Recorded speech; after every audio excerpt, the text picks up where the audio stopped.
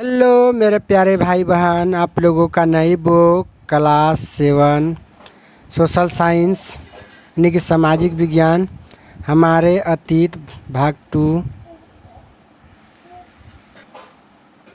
अध्याय 2 राजा और उनके राज। इस चैप्टर का सभी क्वेश्चन का उत्तर आसान और सरल तरीके से समझेंगे। चलते हैं क्वेश्चन के तरफ। फिर से याद करें। 1 नंबर में कहता है जोड़े बनाओ। कहता है गुज्जर प्रतिहार, तो गुज्जर प्रतिहार का क्या हो जाएगा? गुजरात और राजस्थान। तो इसको हम ऐसे मिला देंगे। कहता है राजकूट, राजकूट का क्या हो जाएगा? पश्चिमी दक्कन, पश्चिमी दक्कन में लगा देंगे।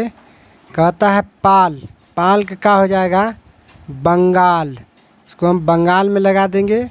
उसके कहता है चोल, चोल का क्या हो जाएगा? तमिलनाडु। 1 नंबर का जोड़ों का मिलान बढ़िया से आप लोग समझ गए। क्वेश्चन हम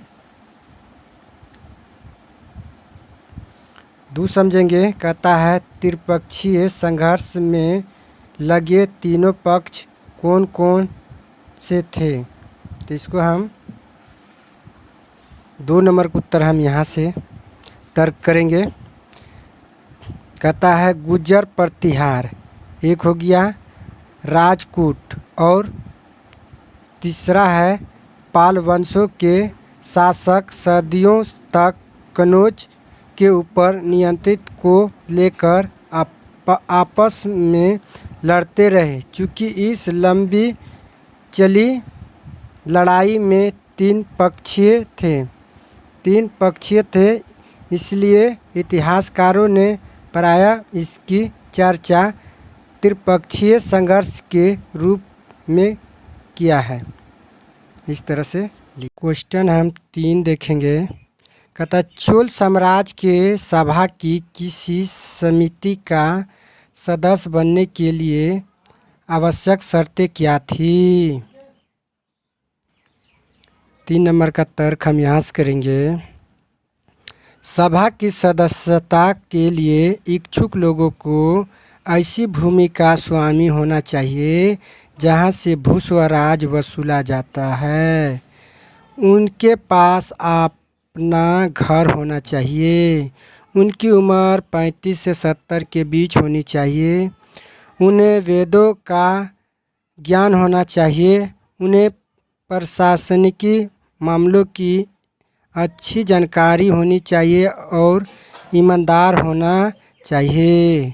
3 नंबर यहाँ तक लिख लेंगे। हम क्वेश्चन 4 देखेंगे। चाह मानव के नियंत्रण में आने वाले 2 प्रमुख नगर कौन से थे? इसको हम 4 नंबर का उत्तर हम यहाँ से करेंगे, दिल्ली और अजमेर। इतना सा लिख लेंगे। आइए समझिए। क्वेश्चन हम 5 देखेंगे। कहता राजकूट कैसे शक्तिशाली बने? 5 नंबर का उत्तर का तर्क हम ऐसे करेंगे।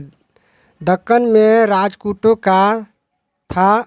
शुरुआत में वह कर्नाटक के चालुक्य राजाओं के अधीनस्थ थे।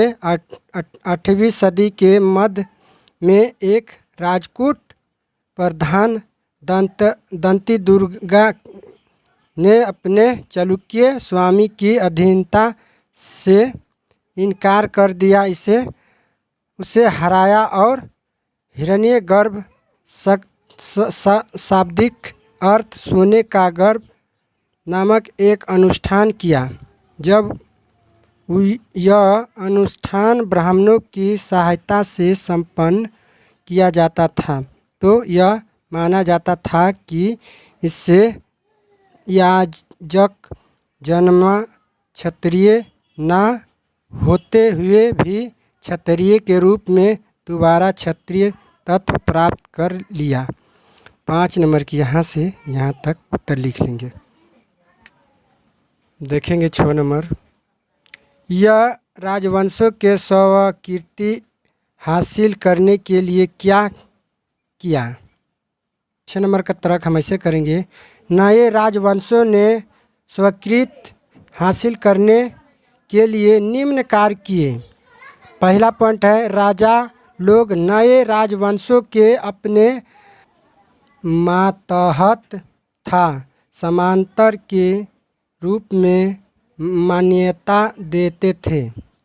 दूसरा पॉइंट में पढ़ेंगे, अधिक सत्ता और संपदा हासिल करने पर सामंत अपने आप के महासामंत, महामंडलेश्वर इत्यादि घोषित कर देते थे।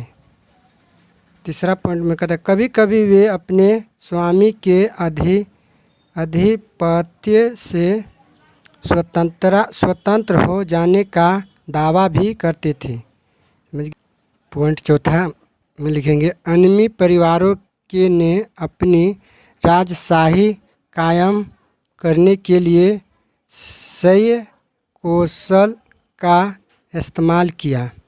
6 नंबर के इस प्रकार से आप लोग उत्तर लिख लेंगे।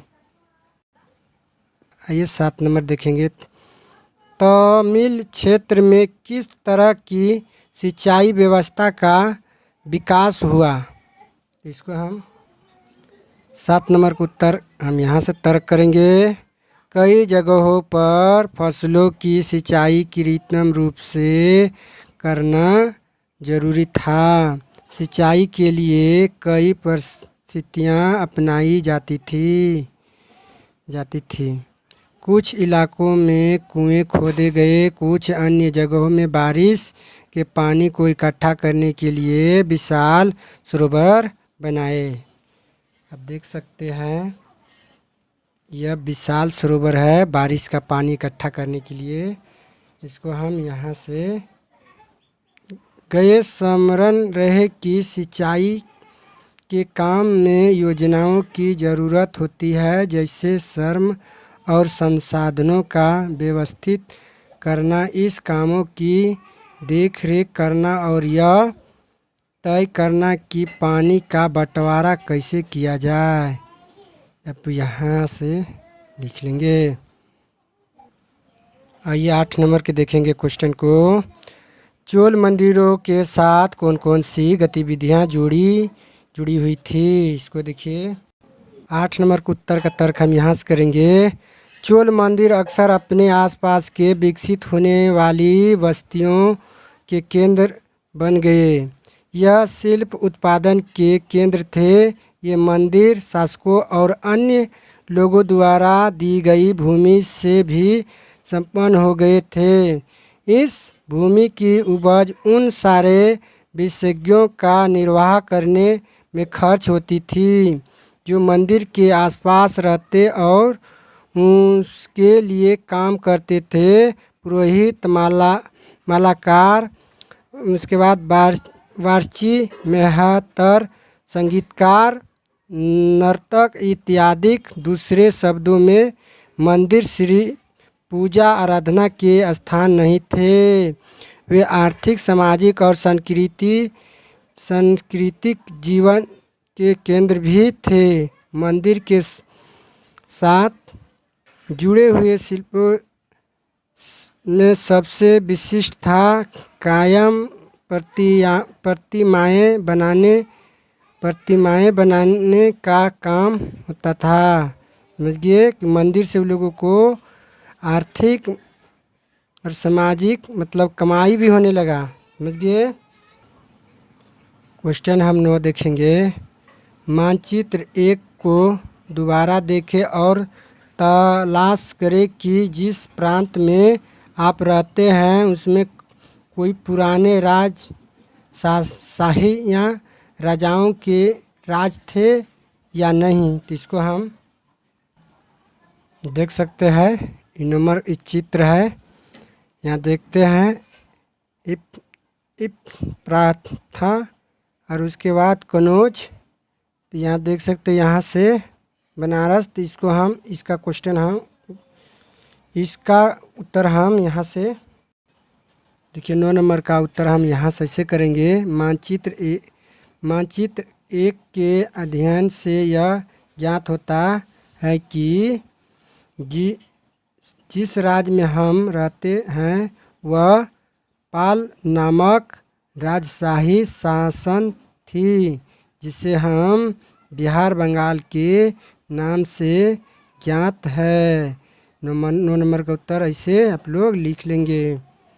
ये क्वेश्चन 10 समझेंगे। जिस तरह के पंचायती चुनाव हम आज देखते हैं उससे उत्तर मेरू के चुनाव किस तरह से लगते थे। 10 नंबर का उत्तर का हम तर्क करेंगे। वर्तमान समय के पंचायती चुनाव नंबर 1 में सार्वभौमिक वयस्क मताधिकार के द्वारा चुनाव। दूसरा में मतदाता अपने पसंद के उम्मीदों के मत देता है।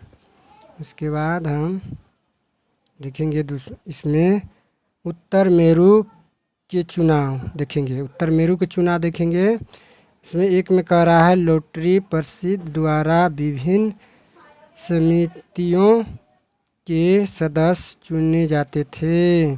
दूसरा में चुनाव पूर्ण रूप से प्रत्याशियों के भाग पर निर्भर था। 10 नंबर क्वेश्चन का उत्तर हम ऐसे लिख लेंगे। आइए करके देखें 10 और आइए करके देखें 11 12 का उत्तर आप लोग स्वयं देंगे। और वीडियो अच्छा लगा तो वीडियो को लाइक करेंगे। चैनल पर पहली बार आए तो चैनल को सब्सक्राइब करेंगे। वीडियो को फुल वॉच करने के लिए तहे दिल से धन्यवाद।